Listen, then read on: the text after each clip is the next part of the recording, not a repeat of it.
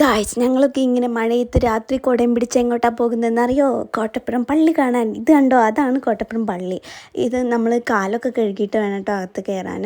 Ground ഫ്ലോറിൽ എന്ന് പറഞ്ഞിട്ടുണ്ടെങ്കിൽ ഇതാണ് വരുന്നത്.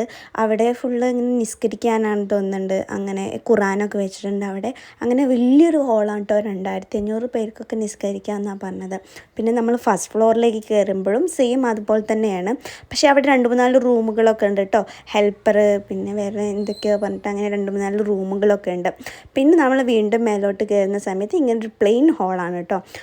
നല്ല വലിയതാണ് കേട്ടോ, കാണാനൊക്കെ നല്ല ഭംഗിയുണ്ട് കാണാൻ. പിന്നെ നമ്മൾ അവിടുന്ന് പിന്നെയും മേലോട്ട് കയറുന്ന സമയത്ത് മിനാരമൊക്കെ ഇല്ലേ, മിനാരമൊക്കെ കാണുന്ന അവിടെയാണ് കേട്ടോ. ഇതാണ് നൈറ്റിന് മഴയായിരുന്നു. മഴയത്തത് കാണാൻ നല്ല ഭംഗിയുണ്ടായിരുന്നു. പുറത്തുനിന്നാണെങ്കിൽ ലൈറ്റൊക്കെ ഇട്ട് കാണാൻ നല്ല ഭംഗിയായിരുന്നു കേട്ടോ. ഇനാഗ്രേഷൻ 5th വരുന്നത്.